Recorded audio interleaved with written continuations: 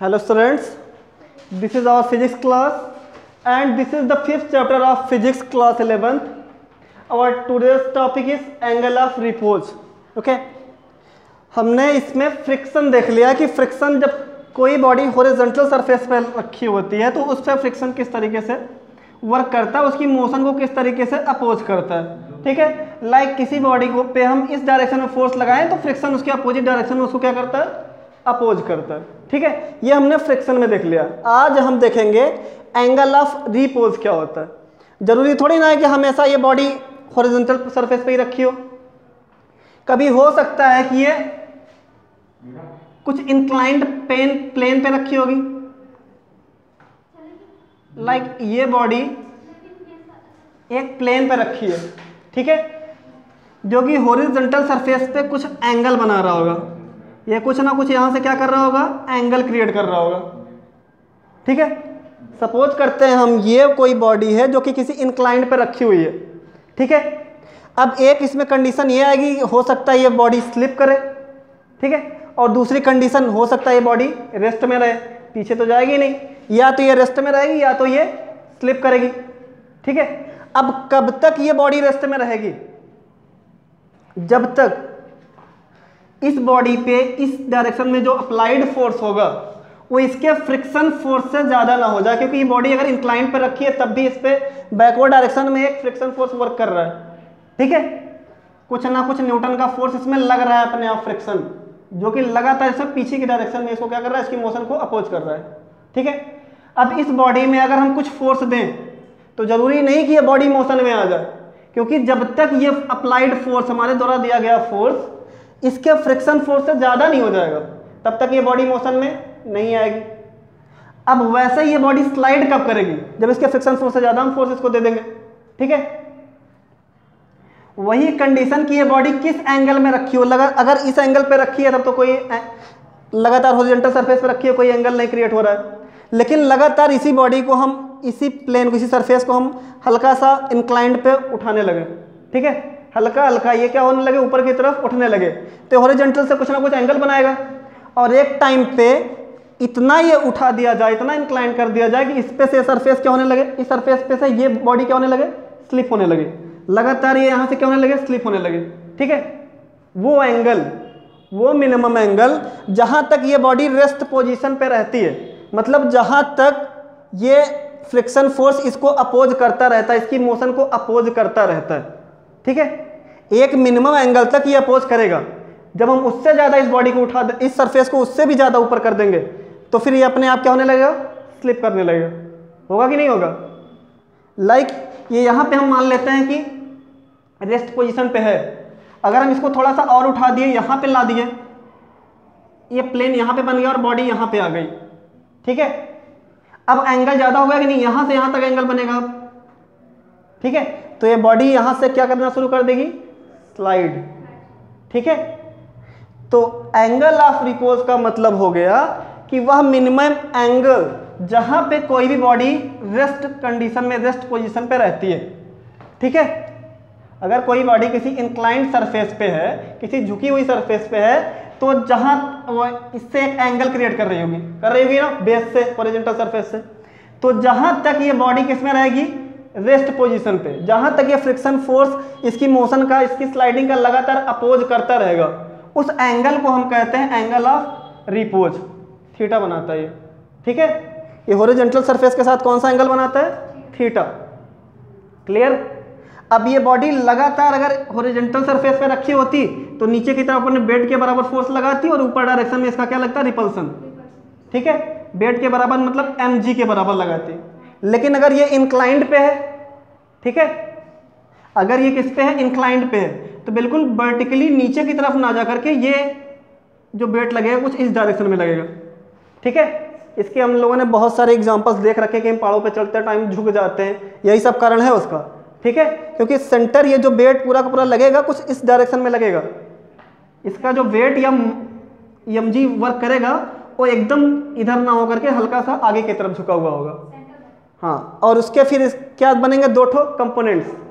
ठीक है, अगर ये रिजल्टेंट हो गया तो इसका हम रिजोल्यूशन करें तो इसके दो कंपोनेंट्स हमको मिलेंगे। ठीक है, एक मिलेगा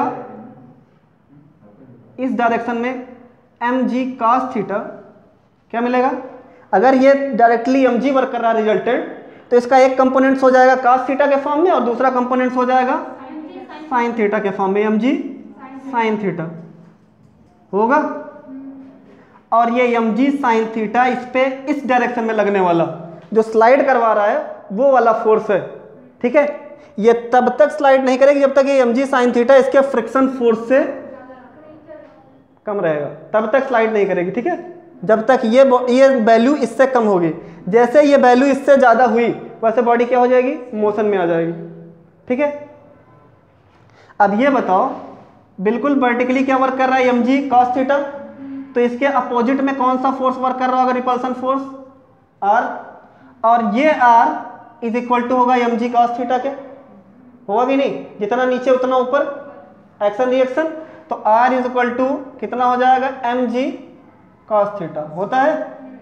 और अगर हम फ्रिक्शन F निकालना चाहें, ठीक है, फ्रिक्शन की वैल्यू निकालना चाहें तो फ्रिक्शन का फॉर्मूला मैंने बताया था, फ्रिक्शन इज इक्वल टू क्या होता है, म्यू इंटू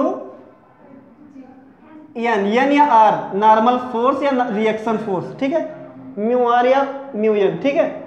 ये आर की वैल्यू हमारी कितनी आई है, आई है, मतलब एफ इज इक्वल टू कितना आ गया, mu into m g cos theta,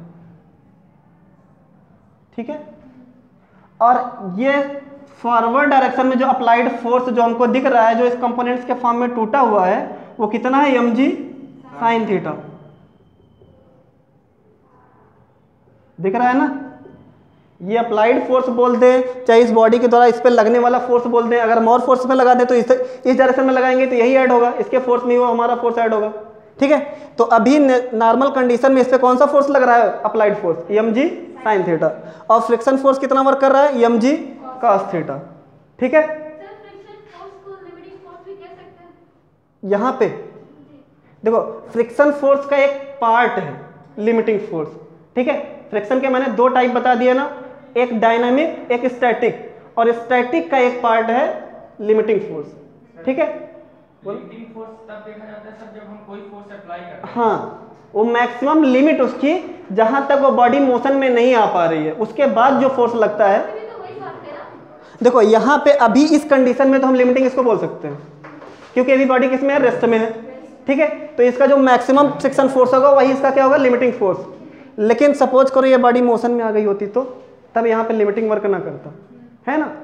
तो यहाँ पे अभी पूरा का पूरा फ्रिक्शन लेके चलो इसको, मतलब कि एंगल में कैसे मोशन में आएगी। देखो ये एंगल जैसे जैसे हम बढ़ाते जाएंगे एंगल ऑफ रिपोज, वैसे वैसे ये cos थीटा की वैल्यू क्या होगी, बढ़ती जाएगी। हमको पता है कि जैसे जैसे एंगल बढ़ता है ये वैल्यू लगातार इसका फ्रिक्शन क्या होता है, कम होगा कि नहीं होगा।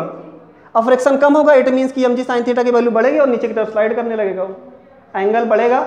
हमने ट्रिग्नोमेट्री में पढ़ा है ना कि जैसे जैसे थीटा बढ़ाते हैं वैसे वैसे साइन थीटा की वैल्यू क्या होती है, इंक्रीज होती है, और cos थीटा की वैल्यू डिक्रीज होती है ना।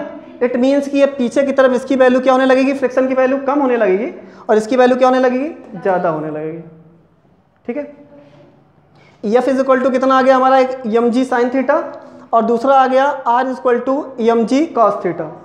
अब यहाँ पे अगर हम मान लें कि ये बॉडी रेस्ट में है, किस में है, रेस्ट में, तो इस पे जो लगने वाला फ्रिक्शन फोर्स होगा वही इसका लिमिटिंग फ्रिक्शन भी होगा, ठीक है।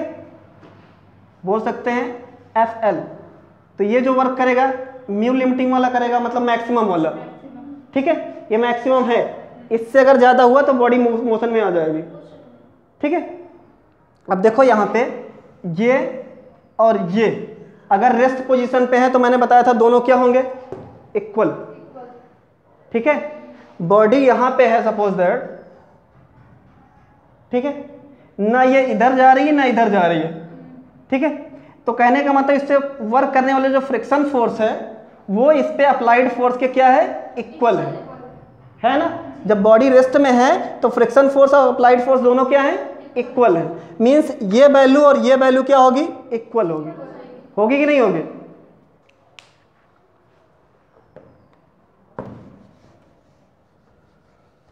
कहने का मतलब हम लिख सकते हैं यहाँ पे m g sine theta is equal to mu into m g cos theta लिख सकते हैं।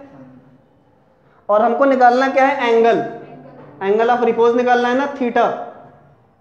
तो क्या करते हैं, पूरा का पूरा थीटा एक साइड रखते हैं, ठीक है, और केवल थीटा ले जाना एम जी, तो एम जी से क्या हो जाएगा, कैंसिल हो जाएगा ना। कास थीटा इधर आएगा तो अपान में हो जाएगा कि नहीं होगा, उधर मल्टीप्लाई में है, इधर आएगा तो डिवाइड में, इज इक्वल टू म्यू, ठीक है। और लिमिटिंग वाला है तो म्यू के, म्यू यस स्टैटिक वाला है, ठीक है। और अगर डायनामिक वाला होता तो म्यू के लिखते, ठीक। अब इसकी वैल्यू क्या होती है, tan theta, tan theta equal to क्या हो गया, म्यू यस, ठीक है। और यहाँ पे हमको एंगल निकालना है, मतलब थीटा, तो थीटा इज इक्वल टू क्या हो जाएगा, tan इनवर्स म्यू यस, होगा कि नहीं होगा। यही एंगल ऑफ रिपोज है, ऐसे हम एंगल ऑफ रिपोज निकालेंगे, ठीक है, क्लियर। हमको म्यू की वैल्यू दी होगी, ठीक है, जैसे सपोज दैट म्यू की वैल्यू दे दिया 1/√3, कितनी, 1/√3। तो एंगल ऑफ रिपोज कैसे निकालेंगे, tan थीटा इक्वल टू क्या होता है, म्यू यस होता है, tan थीटा इधर रहने दो, इधर म्यू यस की वैल्यू कितनी है, 1/√3, और tan में कितने की वैल्यू 1/√3 होती है, 30 की होती है ना। कहने का मतलब tan theta equal to tan 30, ठीक है। यहाँ पे थीटा की वैल्यू कितनी आ गई, 30, मतलब एंगल ऑफ रिपोज कितना हो गया, 30। कुछ ऐसे हम निकालेंगे, क्लियर है कि नहीं है, समझ में आया। एक आठ एग्जांपल करो इस पे।